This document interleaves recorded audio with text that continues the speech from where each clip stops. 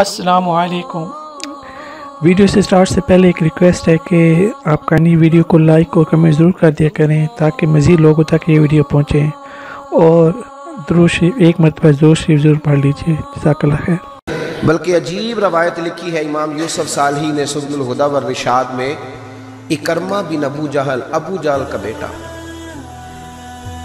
यहाँ तो अल्लाह ताला खैर फरमाए, दादी का जुल्म नहीं लोग भूलते, परदादी का। बीबियाँ कहती हैं तुम्हारी दादी जो करती थी कदी तुहानू दसा ना, भाई वो तो अब चली गई बेचारी, अब तो कोई फ़ायदा नहीं बताने का, बात ख़त्म हो गई। हम भूलने को तैयार, बल्कि हम ये करते हैं कि पंचायत में कभी किसी चौधरी के प्रेशर पे आके सुलह कर लेते हैं, पर माफ़ी नहीं देते। करते ये हैं कि सुलह कर लो, फिर जब कभी मेरे काबू आएगा तो फिर देख लेंगे इसका क्या करना है। नबी पाक सल्लल्लाहु अलैहि वसल्लम के साथ जो कुछ अबू जाल ने किया, हुजूर ने उसका जिक्र फरमाया। फ़िरौन भी बड़ा जालिम था, पर ये जो मेरा फ़िरौन है ये उससे भी सख्त है। फ़िरौन से सख्त कहा अबू जाल को, लेकिन जब इकरमा बिन अबू जाल ने कहा ना मैं कलमा पढ़ना चाहता हूँ, नाराज़ ना होना, हम इज्जत नहीं दे पा रहे। जो 99 खूबियाँ हैं लोगों की वो छुप जाती हैं, पर एक खामी सारी दुनिया देखती है। ये हमारे अंदर की वो कमज़ोरी है जिसने हमारे उलमा और मशाइख और बुज़ुर्गों तक को मुआशरे के अंदर बदनाम कर दिया है। हमने वो एक खामी तो देखी, पर उस शख्स की सारी ज़िंदगी की खूबियाँ छोड़ दी। तेरी नज़र एक खामी पे गई है, इसका मतलब है तेरा उस मक्खी से ताल्लुक है जो सिर्फ गंद पे बैठती है, फूल उसे नज़र ही नहीं आता। हमारी हर महफिल में जब कोताहियाँ डिस्कस होंगी तो फिर दुनिया में अच्छा कौन बचेगा। रसूल करीम इज्जत देने आए, सुनो और याद रखो, इकरमा बिन अबू जाल के बेटे कलमा पढ़ने आ रहे हैं। मेरे करीम रसूल हजरत अबू बकर सिद्दीक फरमाते हैं, मैं उस दिन इतना रोया कि मेरी दाढ़ी आंसुओं से भर गई।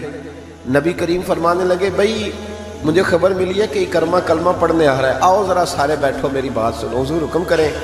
तो महबूब ने फरमाया, कोई उसके सामने उसके बाप को गाली ना दे, कोई उसके बाप को उसके सामने बुरा कह के ना पुकारे।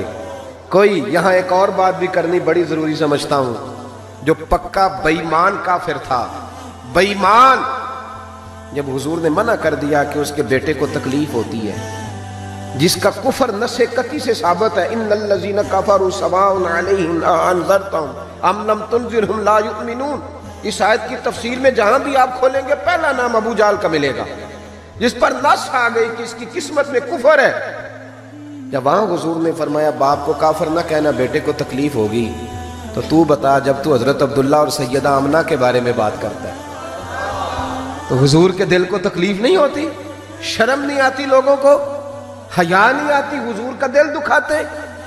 और देखें, अब्दुल्ला का माना ही अल्लाह का बंदा है, और जो आमना नाम है उस नाम का हुस्न तो देखें, हो दुरूद तुझ पे भी आमिना, और तेरे लाल पर भी सलाम हो।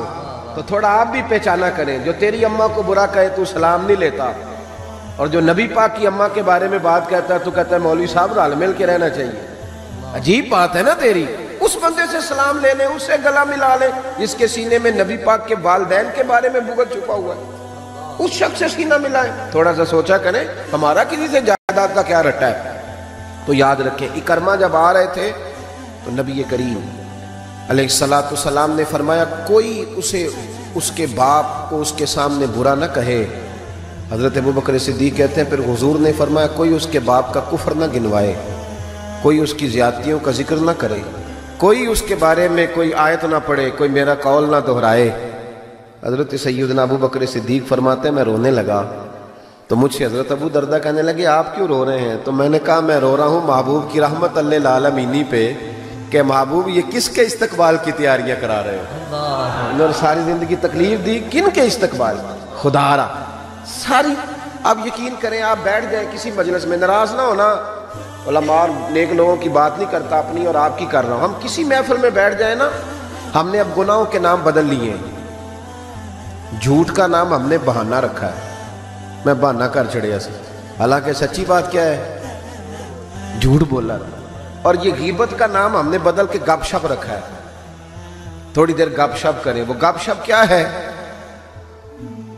बड़े बड़े मजहबी लोग मेरी तरह के, जुब्बा और दस्तार, वो साथ वाली اتنا اپنی جماعت کی تبلیغ کرنا ضروری نہیں سمجھتا جتنا ساتھ والی جماعت پہ تنقید کرنا ضروری سمجھتا. یوں لگ رہا جیسے مقابلہ چل رہا ہے مذہبی لوگوں کا آپس میں، ہر آنے والے کو اور ہر ملنے والے کو اور ہر جس آدمی کا نام ہے اس کی کوئی نہ کوئی کوتاہی تلاش کر کے رکھنا ہمارا وتیرہ بن گیا ہے. اس مزاج کو بدلنا پڑے گا. جب یہ مزاج بدلے گا تو معاشرے میں حسن پیدا ہو.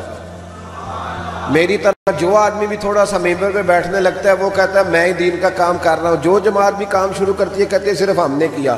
بھئی تم نے کیا تو تم سے پہلے غیر مسلم تھے سارے، تمہیں کیسے پتا چلا یہ دین ہے؟ تھوڑا تھوڑا نرمی پیدا کریں، رویوں کو ٹھنڈا کریں، اپنے ماحول کے اندر وہ حسن پیدا کریں. رسول پاک مزید اسلامی واقعات اور بیانات کے لیے ہمارے چینل کو سبسکرائب کرنا مت بھولیے اور لیٹسٹ اپڈیٹ کے لیے بیل آئیکن پر کلک کرنا مت بھولیے. جزاک اللہ خیر. السلام علیکم.